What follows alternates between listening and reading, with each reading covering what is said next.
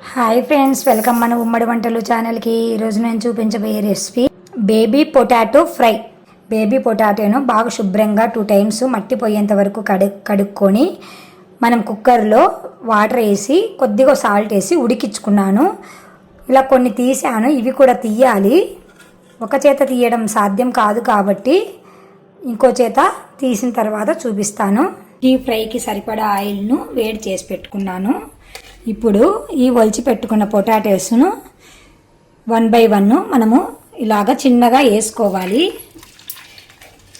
Golden brown colour వచ్చేంత వరకు వేయించుకోవాలి. చిన్నపిల్లలకైనా పెద్దలకైనా చాలా ఇష్టం అండి పొటాటో టేస్ట్ అంటే. నాకైతే చాలా ఇష్టం అండి. మీరు కూడా తప్పకుండా ట్రై చేసి పిల్లలకి చేసి పెట్టండి ఫ్రెండ్స్. ఈ టేస్ట్ను ఆస్వాదించండి. మంటను హైలో కాకుండా మీడియంలో కానీ లోలో కానీ అడ్జస్ట్ చేసుకుంటూ వేసుకోండి. కొంచెం సేపు ఉన్న తర్వాత ఇలా టర్న్ చేసుకోండి.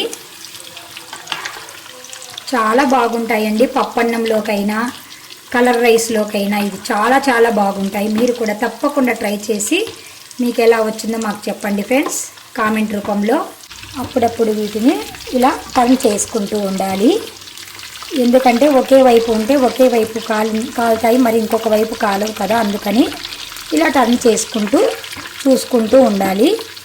గోల్డెన్ బ్రౌన్ కలర్ రావాలండి. వేడి అయ్యండి, ఇంకా తీసేసుకోవచ్చు. మనము నూనె వంపేసుకొని ఒక గిన్నెలో తీసుకోవాలి. కొద్దిగా కారము, కొద్దిగా జీలకర్ర పొడి, తగినంత ఉప్పు వేసుకొని బాగా కలుపుకోవాలి. ఇది కలర్ రైస్లోకైనా పప్పులోకైనా చాలా బాగుంటాయండి.